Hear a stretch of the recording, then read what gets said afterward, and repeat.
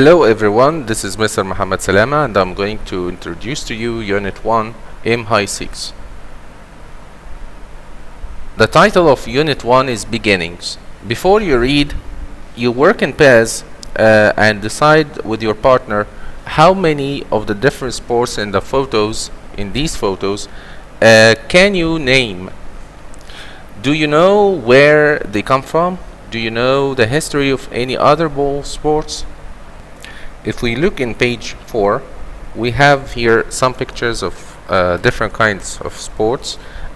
We may name them. The first picture is water polo. Picture B is rugby. Picture C is polo. Picture D is hockey.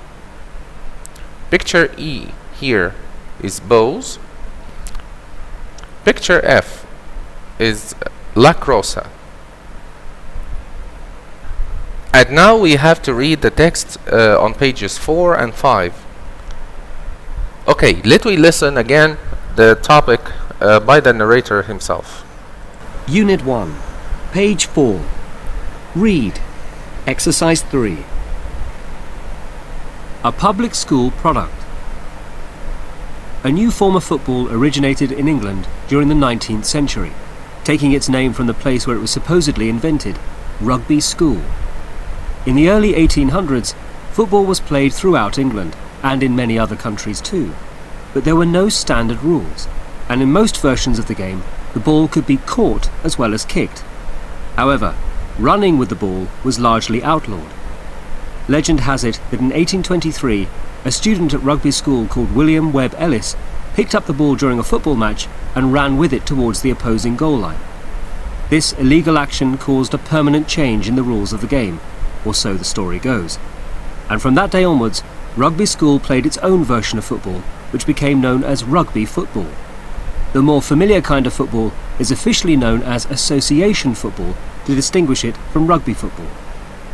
To this day, there is an inscription at Rugby School celebrating William Webb Ellis and his actions, and although the historical truth of the events is highly questionable, the story endures. The plaque reads, "This stone commemorates the exploit of William Webb Ellis, who with a fine disregard for the rules of football as played in his time, first took the ball in his arms and ran with it, thus originating the distinctive feature of the rugby game." A Canadian invention.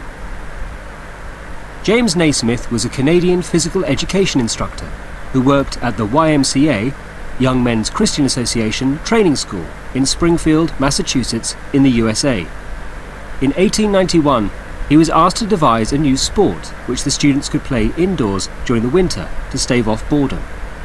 Naismith came up with a game which involved two teams of 9 players trying to throw a ball into peach baskets, which were fixed to the wall at either end of the gym. It was loosely based on a game from his own childhood called Duck on a Rock. On the 15th of January 1892, he published the rules of his new game, which he called Basketball.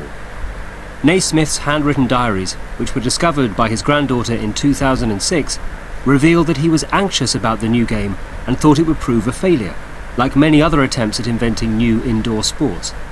On the contrary, the game was a huge success and rapidly became very popular throughout the USA, spreading across the country through the network of YMCA gyms and beyond. Ironically, the YMCA banned the game from its gyms a few years later because it was too rough. In 1893, iron hoops with nets were introduced to replace the original baskets. However, it was another 10 years before open-ended nets were developed.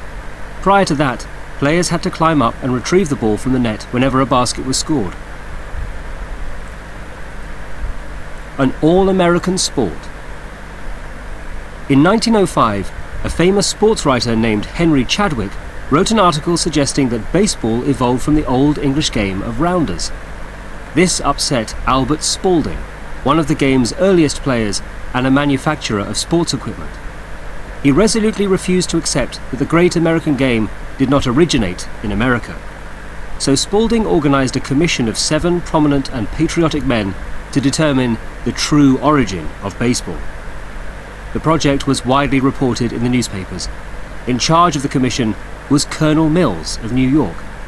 He had played baseball before and during the Civil War and was the fourth president of the National League in 1884.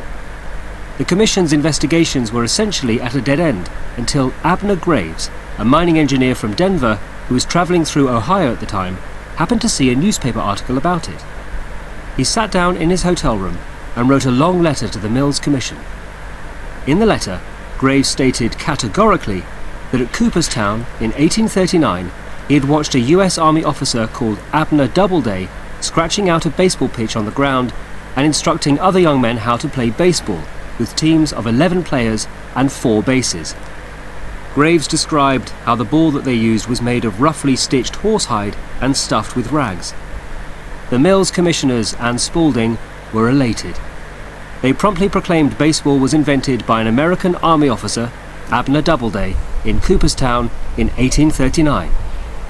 The only evidence for this was the testimony of Graves, who was perhaps not the most reliable of witnesses. A year later, he murdered his wife and was committed to an asylum for the criminally insane. Okay, after reading and listening to the text, we have to put each highlighted word in front of its meaning here in exercise 1 on page 5. Number 1, prevent means stave off. Number 2 means continues to exist. It means here from the highlighted words endures. Number 3, showing firm determination. Showing firm determination means from the highlighted words resolutely. Number 4, denoting an unexpected or contradictory situation. It means here ironically. Number 4, ironically. Number 5, according to what is generally believed, often used to indicate doubt in the truth of a statement. Number 5 here is supposedly. Number 6, a notable or heroic deed. It means here exploit. Number 7, came about by chance. Came about by chance means happened. Number 8, made illegal. To make something illegal, it means to be outlawed. Number 9, absolutely and unconditionally. It means categorically. Number 10, evidence in support of fact, often in legal situations. This is called testimony. Number 11, forwards. Number 11, forwards. It means, from the highlighted words, onwards. Number 12, a short text written or carved on a surface. It means inscription. Number 13, a word means invent. From the highlighted words, it means to devise. Number 14, before. Before means here prior to. Number 15, overjoyed. It means elated. Alright, on page 6, exercise 1, he needs you to complete these sentences with the correct form of the word from the box. We have here the 15 highlighted words which were in the text, and we have to use them to fill in the gaps from number 1 to number 15. Number 1, she had always had a real fear of the water since childhood, but she signed up for swimming lessons to conquer this. The first answer here is resolutely. Number 2, the practice of drug taking for performance enhancement by Olympic athletes was space in 1968 by the International Olympic Committee. The answer is outlawed. Here is outlawed. Outlawed means made illegal. Number 3, throughout his distinguished cycling career, he denied taking drugs, which he now confesses was untrue. The answer is categorically. Number 4, her last what saw her kayaking 2,000 miles down the Amazon River to raise a huge amount of money for charity. The answer of number 4 is, I need here to say heroic deed, her last exploit. So the answer is exploit. Number 5, they ran out of food during the week-long trek. through the mountains and were chewing leaves and stones to space hunger pangs. The answer of number 5 is stave off, to stop. Number 6, the practice of making drugs to enhance athletic performance space began in ancient Greece. The practice of taking drugs to enhance athletic performance supposedly began in ancient Greece. Number 7, the space on the base of the trophy read, this trophy is awarded to the champion of champions. I need here to say that this is something written on a stone, or carved on a stone. So the base here was written. So the answer here is number 7, inscription. Right, inscription. Number 8, from 1930, space, the first amphetamines were produced, although they were not widely available until a new decades later. Number 8, the answer is from 1930 onwards. Number 9. In 1991, 20 ex-East German swimming coaches admitted in a what to giving anabolic steroids to their athletes during the 1970s. The answer of number 9 is admitted in a testimony. Number 10, in 1774, a group of golfers in Edinburgh, Scotland, decided to what? The first standardized rules for the game as we now know it. Number 10, the answer will be decided to devise. Number 11, space, 1750, an early version of golf was played by hitting a stone with a stick in the sand dunes on the Scottish coast. Number 11, the word here is prior to. Number 12, when Diana Niad finally achieved her lifelong ambition of swimming the 110 miles from Florida to Cuba at the age of 64, she was completely happy. She was completely elated. Number 13, although the vast majority of people remain firmly opposed to the use of drugs in sport, the problem of detection space. The answer, the problem of detection continues, so the answer is endures. Number 14, at the 1952 Olympics, several skaters who had taken amphetamines or speed became very ill.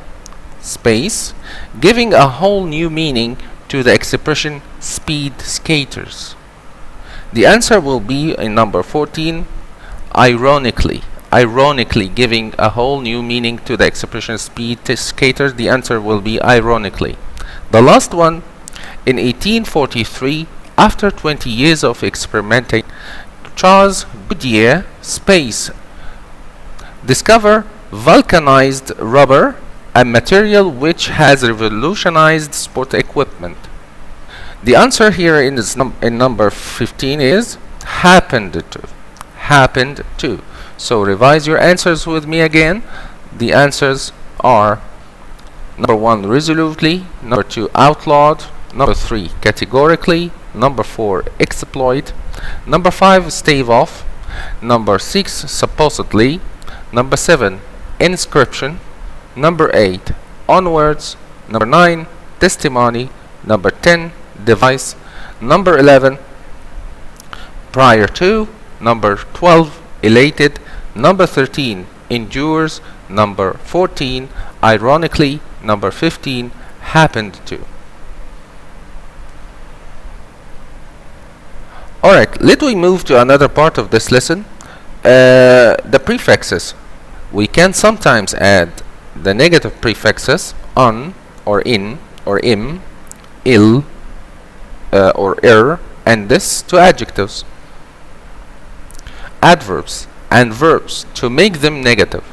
So the prefixes here are put, and the negative prefixes are put with adjectives, adverbs in front of them, and verbs to make them negative. Like the word practical. Practical is an adjective. We put the prefix im in front of the word practical to make it the opposite. The opposite of practical is impractical. The opposite of the word fortunately is the word unfortunately. It's created by adding the prefix un in front of the word fortunately. The word appear is a verb, and we use it in the opposite form by adding the prefix this in front of the word or the verb appear. Okay, let we have an application on this part. He wants us to read what inside the box, the words inside the box, and to use it in the negative form by adding a prefix this or ill or im or in or er or un. One is done for us. Number one is done for us. He used the word accurate here and put it in the negative form or the negative of it or the opposite by adding the prefix in. Number two, Jack's chances of reaching university were slim because of his space background. I need here to say like the poor background or the not good background. So I'm going to use the word advantaged, and I shall put the prefix this in front of it, so the answer will be here disadvantaged. Number three, the house has fallen into ruin and is now completely. I need to say that it's abandoned or empty. So the word here is, answer will be uninhabitable. Uninhabitable means deserted. Number four, the fire at the art gallery damaged a number of what exhibits. So the answer of number four is irreplaceable. Number five, they realized the applicant was space when he couldn't read the instructions to the test. The applicant in the test cannot read or write. The one who can read and write is called literate. The opposite of it is illiterate. I'm going to use il before the word literate to form a new word which is the opposite of literate, which is illiterate. Number six, a chairperson has to be space even when they completely disagree with one of the speakers.